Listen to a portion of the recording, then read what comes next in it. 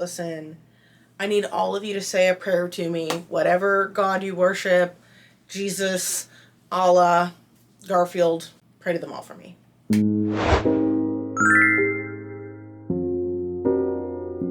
Hey there guys, I am Cheyenne and welcome to the Dream House.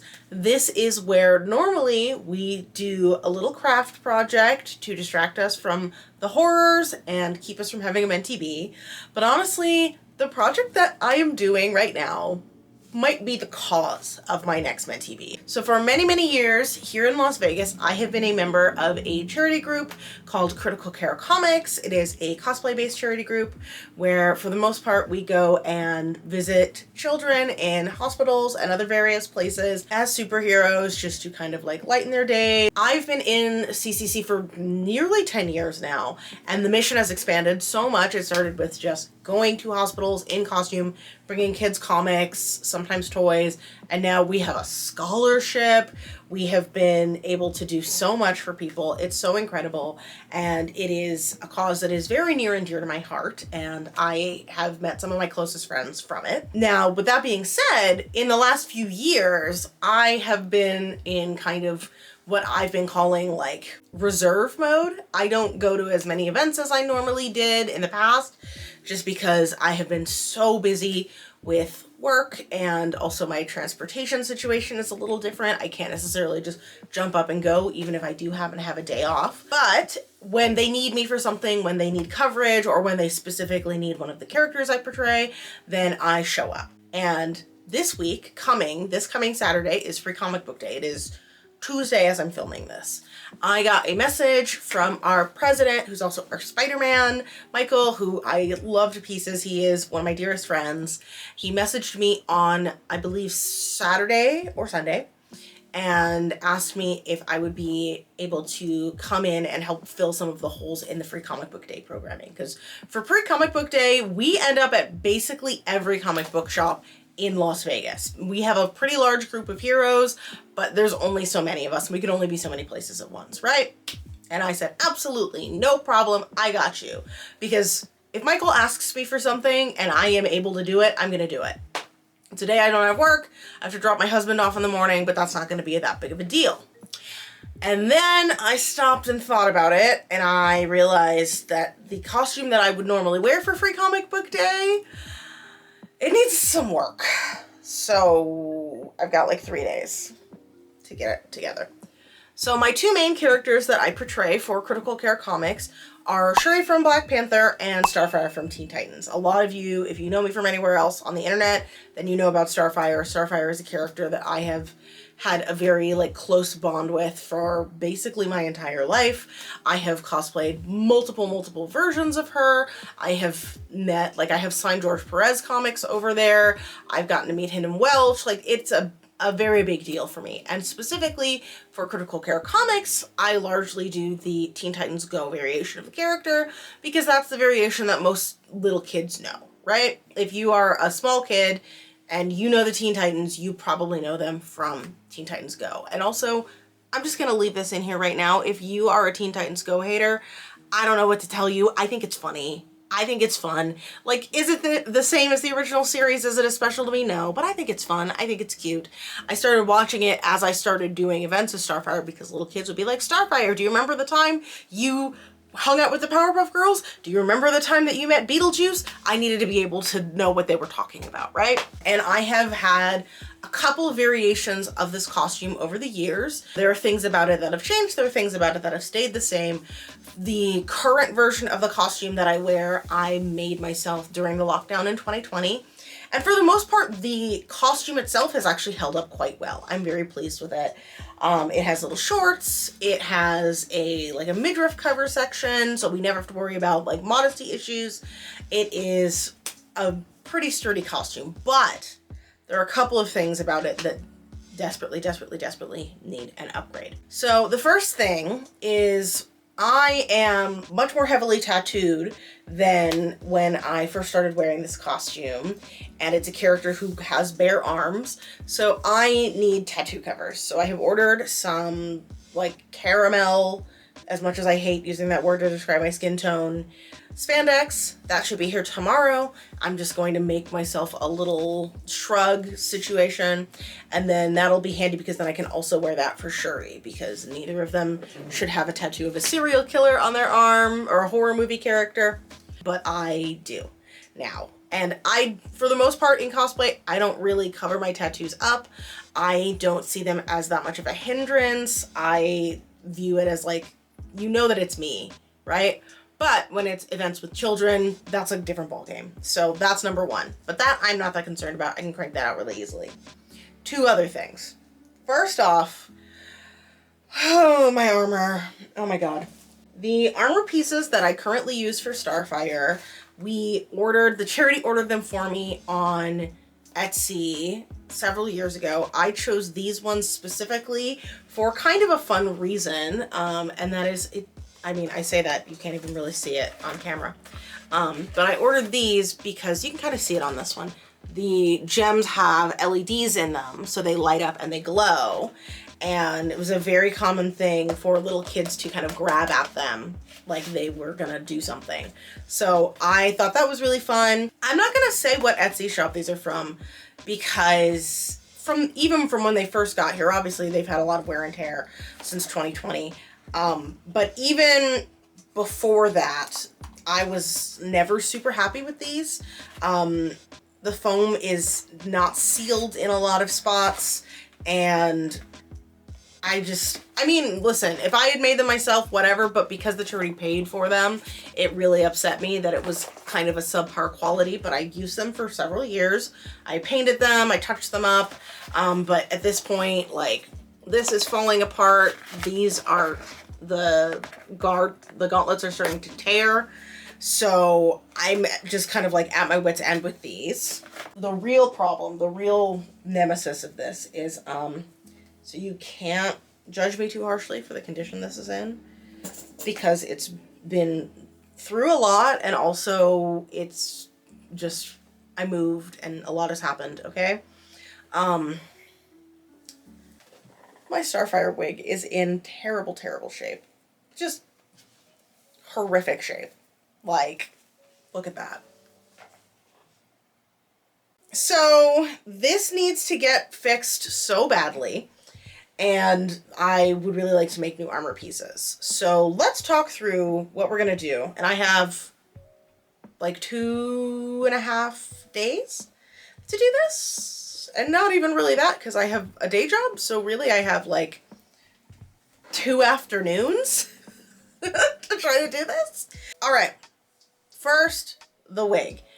This wig has been through a lot. It is absolutely on the end of its life. It is an artist silky, and I specifically picked a silky because this is a character who has really long hair, and getting really long hair to look nice is very difficult. And it's been through a lot. It did not always look this crazy, but now it does. And eventually it's gonna be time pretty soon to retire this wig and order a new one, but I just wanna give it a little more time while I do some research and I decide what my plan is gonna be for the next version of this wig.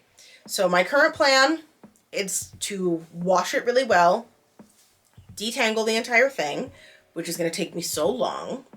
And then I have been really inspired by younger cosplayers on TikTok who do the crimped wigs. When people really, really crimp a long straight wig so it's just big and puffy. I feel like that looks very cartoony, and that feels very much like Teen Titans Go Corey to me. And this wig has already been so distressed that I kind of feel like crimping it might be the way for me to give it a little bit longer until I have to put it out to pasture. So that's the plan with this. We're gonna wash it and detangle it tonight, and then probably crimp it. We'll probably start it tomorrow night, but then we'll finish it. I don't know, we'll find out. Say a prayer for me. And then for the armor, I have had foam armor a couple of times for this character, and it's one of those things, it limits my range of motion.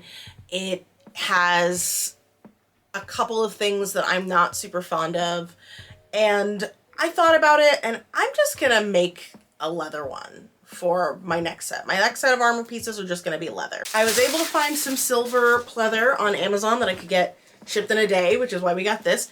It's a little softer than I would like, but I think that I can back it with some interfacing and get it sturdy enough for my purposes. Basically, we're just going to be making a collar piece and arm pieces. It should be pretty simple. And the nice thing about doing it this way is it'll be a little bit more flexible and it'll be a little bit easier for me to replace pieces of or replace the entire thing if I have issues, because I'm not a foam smith. I can sew, especially if it's a pattern that I know I can, and I feel pretty confident that the patterning of this is not going to take me very long, and I feel pretty confident that the construction of this is not going to take me very long. So that is my saving grace here, is that it's just like, I literally am just going to cut the pieces out, attach them, put them together. I'm probably going to do snaps for the closure in the back. This current one ties, and it's always a struggle to get it on, and it also catches, and then the wig gets really tangled in the back because of that. So that's the plan with that. And then I ordered myself a set of these gems, these faceted ones. Now, Starfire technically has rounded gems, like domed ones, but these were just what I could get in time. So I'm thinking I'm going to make a set of the brooches with these, but I'm not going to permanently attach them. So yeah, it's gonna be a tight turn. I literally have tonight, tomorrow night, Friday night, technically a little bit of Saturday morning, and then that's it. So I'm a little nervous, but I do think I can do it. The armor I'm gonna probably do later, but the wig is the main thing that I really like, is like the biggest fish to fry right now. So we are going to take the wig into my bathroom. We're gonna wash it in the tub just because it's so long, and then we're gonna try to detangle it tonight. We might start crimping it, we will see.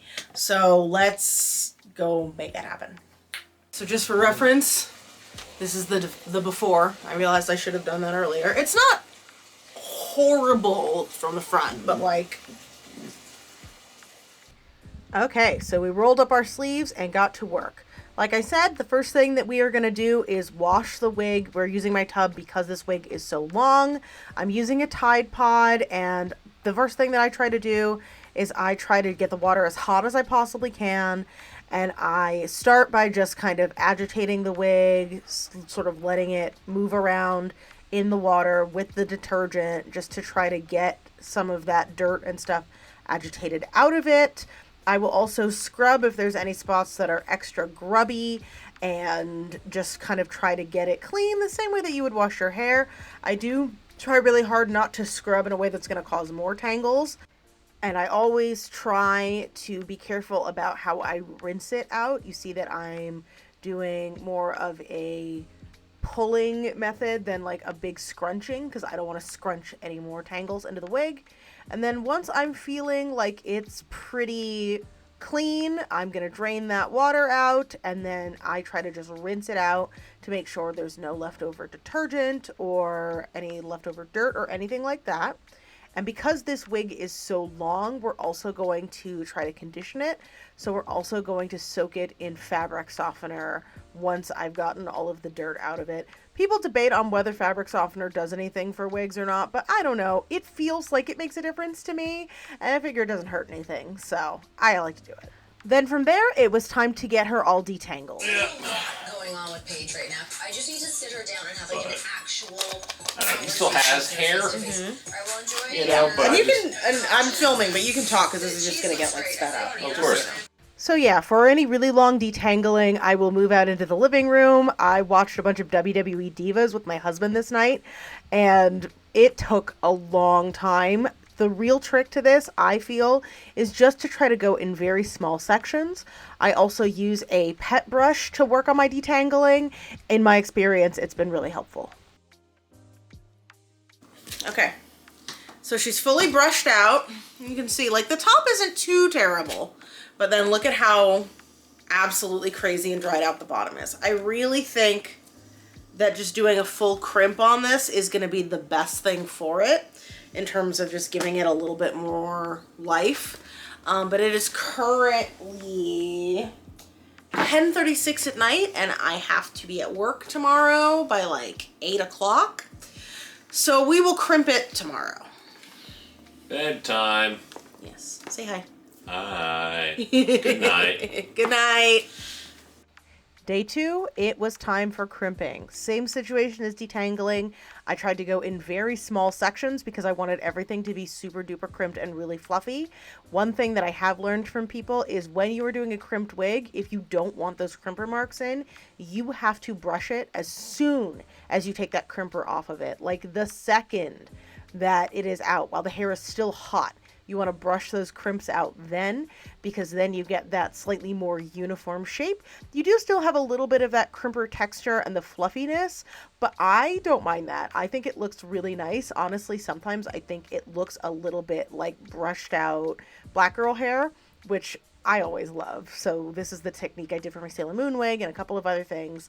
It took so long. I felt like I was going crazy. It was never ending. And by the end, my hand was killing me. So in the future, if I were to do this and I wasn't in such a rush, I would probably do it over a couple of nights instead of one night like this, because this was a lot.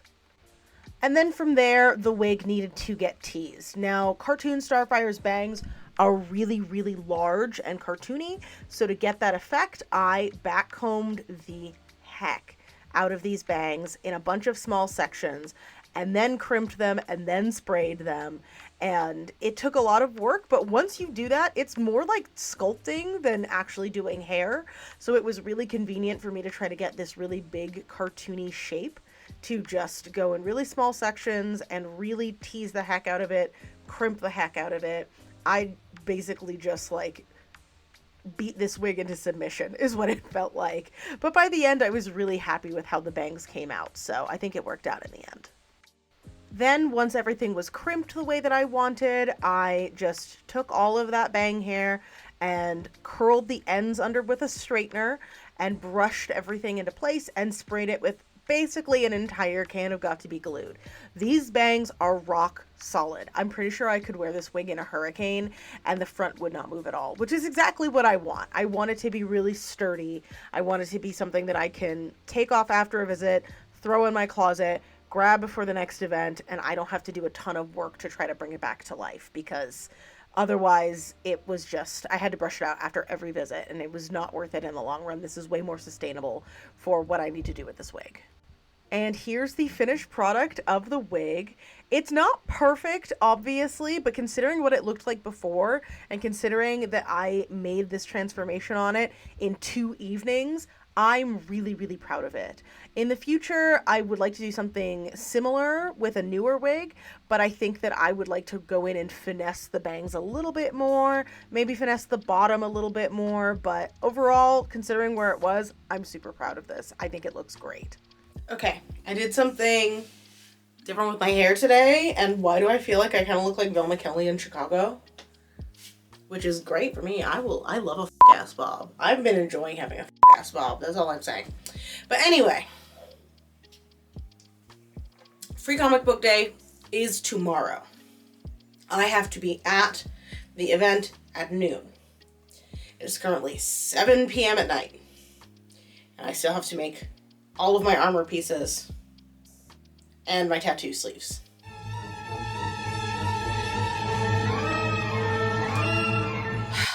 So this is the collar piece that I wear for Shuri. So obviously it's not the exact same thing, right? But it's basically the same thing, the same shape. So I figure what I'm gonna do is I'm gonna take this, I'm going to trace it out, and then I'll just kind of use my French curve to smooth this out. I might widen it a tiny, no, I won't widen it actually. I think that the width it is good. I think it just needs to be round. And then I'm gonna use that as my pattern. We have our silver leather. I have a piece of this pretty heavy interfacing. This one has foam as its backing, but I don't have any foam right now. So we're gonna do pretty stiff interfacing for this.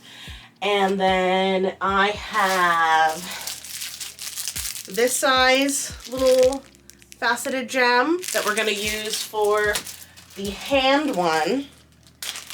And this size faceted gem that I'm gonna put right there.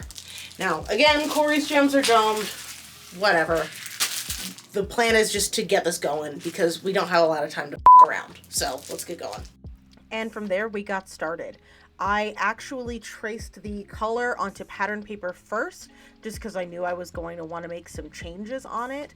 But in the future, I might do this another time. I think the shape of this worked out pretty well, but I ended up not loving the way the interfacing looks, so I might do another one with foam like the Shuri piece.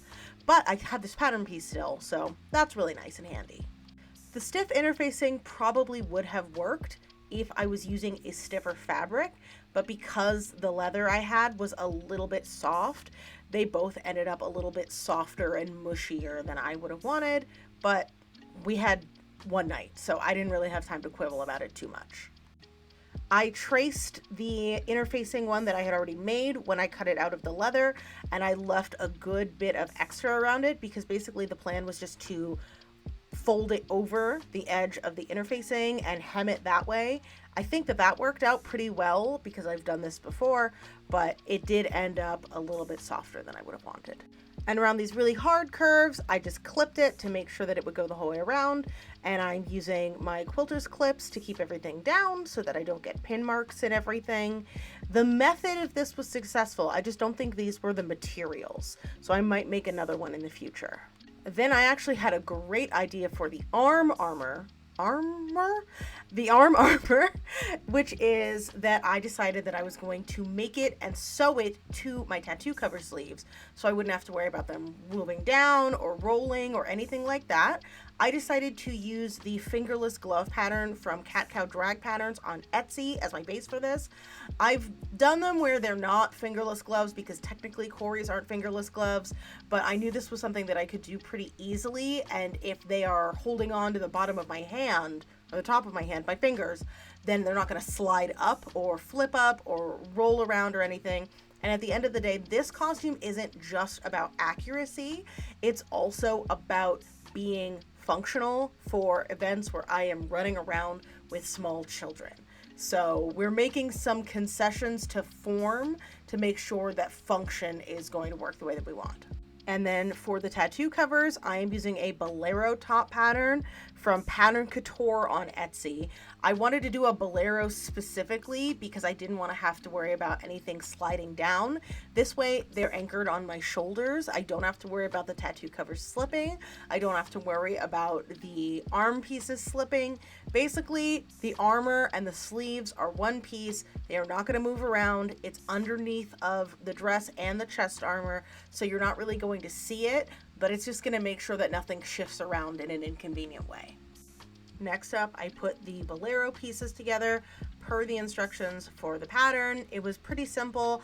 I'm using a straight stretch stitch here just to sew the arms up, and then I took the arms and added them to the shoulders. Now, in a world where I was doing this and I had more time, I would have probably hemmed the bottom. I would have hemmed the neckline. I didn't do all that because I just did not have the time. And next up, I put the arm pattern together, the fingerless gloves. I basically figured I would make each piece separately and then figure out where I wanted them to land. And then from there, I would be able to go in and sew them together.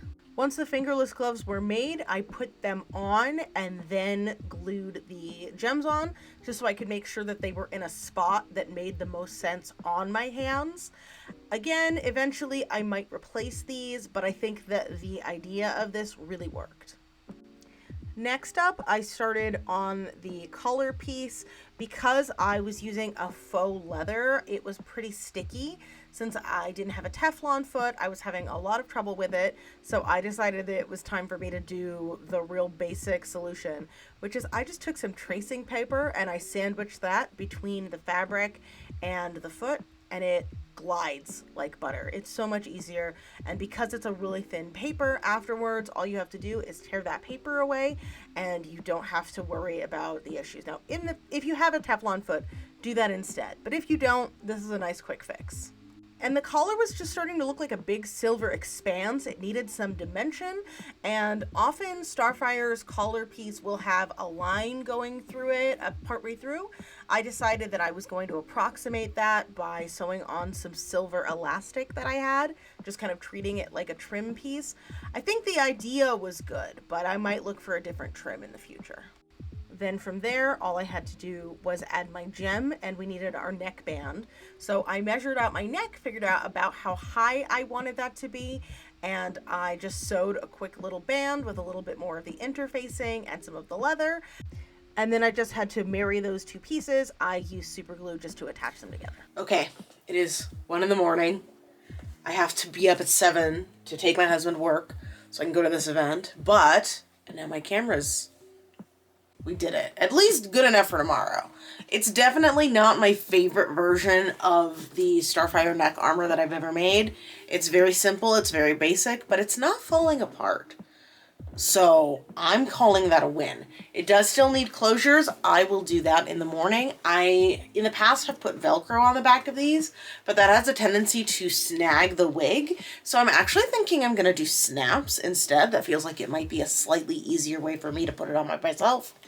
But yeah, so this I'm kind of lukewarm on. I think it'll do. It's fine. I'm really happy with the shrug that I made. So I think that's a thing that I will keep using. This I might replace at some point, but not too bad. So let's go to bed. Thank God. Good morning. I look crazy. I dropped my husband off at work, and I have to be at this event at noon, which means I have to leave around 11:30, and that means I have about 2.5 hours to put snaps on this collar, take a shower, eat something, and do my makeup. So let's just get into it. Cue montage mode. I had to speed through all of this, so it's not the most detailed footage I've ever done. I have talked about my Starfire makeup on my TikTok and a couple of other places before. If you guys would like me to do an in-depth tutorial on this, I would be happy to do that at some point in the future. This was not the day. I had a fantasy this was going to be the day. This was not the day, but I basically just had to zoom through all of this, get in the car, and get to the event. And at the end of the day, somehow we pulled it off. I felt so cute. I think that this was really helpful. I think this really worked out. I could probably stand to go in and tighten the arm covers. And like I said, the neck armor isn't my favorite version of this I've ever made. But considering I made all this in 2 days, I think that it was really successful. And it felt so nice to bring Starfire back out of retirement. She really is one of my favorite characters to be. So it just made me so happy to be able to be her again. So yeah, that was my Starfire. She's back to life. Don't mind the TikToks here. I just didn't get a lot of footage at the event because I was, working the event, which I think is reasonable. But I hope you guys enjoyed this. I hope that this was helpful. And if you would please like, subscribe, leave any comments if you have any questions. And in case nobody has told you recently, you are special, you are loved, and I am so glad that you're here. All right, I'll see you guys next time. Bye.